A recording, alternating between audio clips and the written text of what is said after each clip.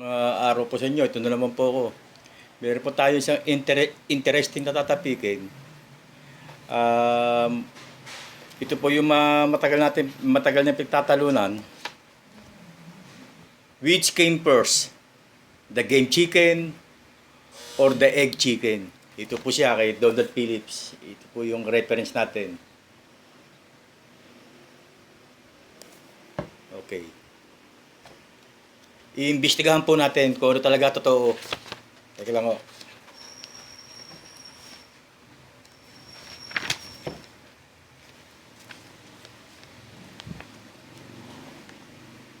Which came first, the game chicken or the egg chicken? Introduction. In a document entitled Fact Sheet on Cockfighting, the Humane Society of the United States HSUS asked 9 questions about cockfighting. The Universal Sports, they respond with their own answer, which, as suggested by their title, are to be taken as fact. Question 6 is, aren't these birds natural fighters? In typical fashion, the HSUS has asked a yes or no question, but their own answer is neither yes or no, but instead an equable mismatch that suggests but does not explicitly say that the gamecock is not a natural fighter but is a creation of man meddling with nature. The exact words are, while it is true that birds will often fight over food, territory, or mate, these fights are usually only to determine dominance, pecking order, and seldom result in injury. However, that is quite different from forcing two animals which are bred for maximum aggressiveness through man's meddling with nature and influenced by drugs and equipped with mutilating devices to fight to the death. According to the dictionary, to meddle is to involve oneself in a matter without right or invitation. Leaving aside from now the question whether man has a right to breed animals selectively in order to produce the quality that he wants. The implication is that, starting with fairly gentle chicken, who usually fight only to establish a pecking order, the cocker has created an aggressiveness bird that can be forced to fight to the death. Yet, many scientists claim that the opposite is true, and that the less aggressive domestic meat and egg chicken were created by selective breeding of game fowl, rather than vice versa. Either way, man has meddled with nature, as he must do to survive. The problem is to find out whether the meddling began with a fighting cock or with something more like a Rhode Island Reds. Excuse me. The question could be asked this way: which came first, the gamecock or the egg and meat chicken? Letter B. Who is qualified to answer this question? The origins of the domestic chicken and therefore also of the gamecock are lost, as they say, in the mist of antiquity. It is the province of archaeologists and the anthropologists to uncover the facts concerning such ancient aspect of civilization.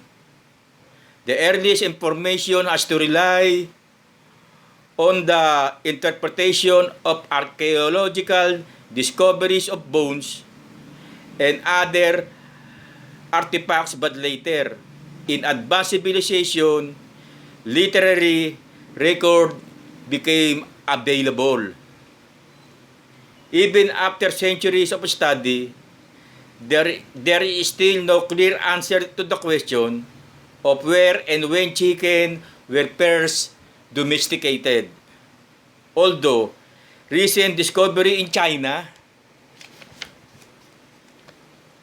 suggests a date no later than 5,400 BC, that is more than 7,000 years ago, the question of when were the first bird and could be called a gamecock appeared is equally impossible to prove. Since the matter is beyond proving, even by experts, it becomes fertile ground for the speculation of amateur like the animal rights activists of the HSUS or cockfighters like you and me. Letter C. So, which came first? It seems certain that the road jungle fowl of India is the progenitor of the modern gamecock. The similarities of feather color, conformation, behavior, and general appearance are so striking that only an experienced poultry fancier or a cockfighter could tell the difference. No other living breed or chicken is so similar to the wild type as the modern gamecock, especially the dark-legged, straight-comb, black-breasted red, the game hen. Unlike most lightweight domestic breeds of chicken, is a poor layer who often become broody after laying only 12 to 15 eggs. Excuse me. The behavior is far more similar to the wild type fowl than that of the modern laying and meat breeds who have had prolific egg production breed in and broodness bred out of them. A strong flyer and good forager, the game fowl against mimics the feature of the wild jungle fowl more than any other domestic breed. My view is that the use of chicken for fighting probably developed in parallel with their use for meat and egg production. It's easy to imagine the human would observe the fighting tendency of the wild jungle cock, and the captured cock will be allowed to fight to provide entertainment and opportunities for betting on the outcome of the fight. Elderly portermen would also have noticed that by removing eggs from the nest, they could cause the hen to lay more eggs, which made good food. If the early cock are selected for fighting qualities, while the early meat and egg producers selected for production factors, then the fighting fowl would have retained most of the qualities of the wild type, and the production chicken would have lost them. We could say that the gamecock and the modern commercial fowl have common ancestor, but the game fowl are far more similar to those common ancestor than are the meat and egg breeds. So, if I were forced to choose, I would say that the gamecock came first, and the egg and meat chicken a little later. It seems like that